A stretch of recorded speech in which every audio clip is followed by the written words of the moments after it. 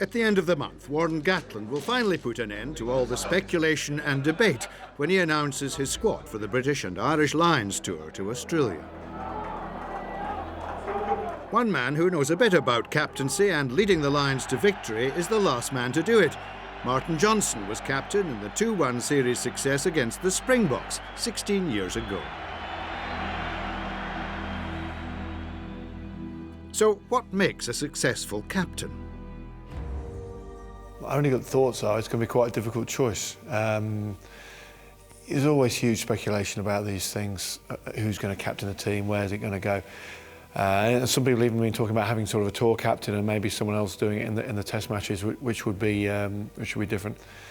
Ideally, the guys playing the house down he's worth his place in the team, and that's maybe the difficulty at the moment. Is some positions are very, very competitive. Is knowing who's the right guy, and if you have someone out playing the captain, then you might have an issue. But look, let's hope we do have 30+ players all playing well, and it's a very tough choice for the coaches to make. That's what you want.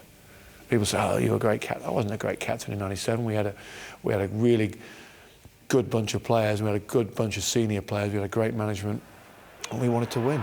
And guys put their disappointment behind them of not being in the test team necessarily. I think everyone felt they got an opportunity to have a go, and we picked. The coaches went with the team they thought was best, and off we went. We all won that series. We were 97 Lions, so that's what you need. That's what makes a good captain. Will the fact that Wales have successfully defended their Six Nations title unduly influence Gatland in his choice? I think, people talk about blends of nations and ages. You've got to take the best players. We've got to take the right people. You want guys who can deal with being on tour, because it will find you out. It's tough. It's tough in every way. It's a long tour at the end of a long season. There's a lot of travelling. It's different to playing, to being on tour as a sole nation.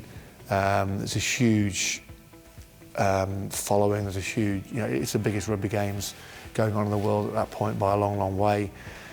So it's massive. You've got to be able to handle it. You've got to be able to play and deal with all the off-field things as well that come with it, and the pressure. Top-level sport's all about pressure. Can you deal with it?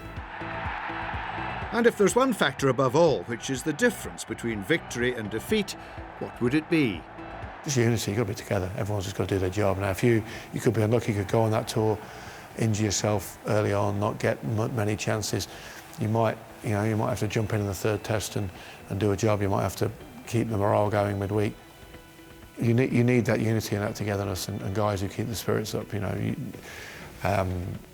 We had John Bentley in '97, Austin Healey, those sort of guys. You need to make, it's fun. It's hard work, but you've got to find the fun there as well, and enjoy each other's company and just be together. That's what rugby, what sport's all about. That's the joy of team sport. Is you come off the field and you go, wow, we did that together. And what of Australia's strengths and weaknesses? They're smart. They make the best of what they've got. They've got some very talented players, but if they do have any, areas where they're not as strong, they cover them up better than any other team, and they'll be difficult to beat. They'll desperately want to win a series. They're smart rugby players. I think Robbie Deans has said, "Oh yeah, they've got a massive disadvantage," which, in some ways, they're coming together with less sort of match build-up, but.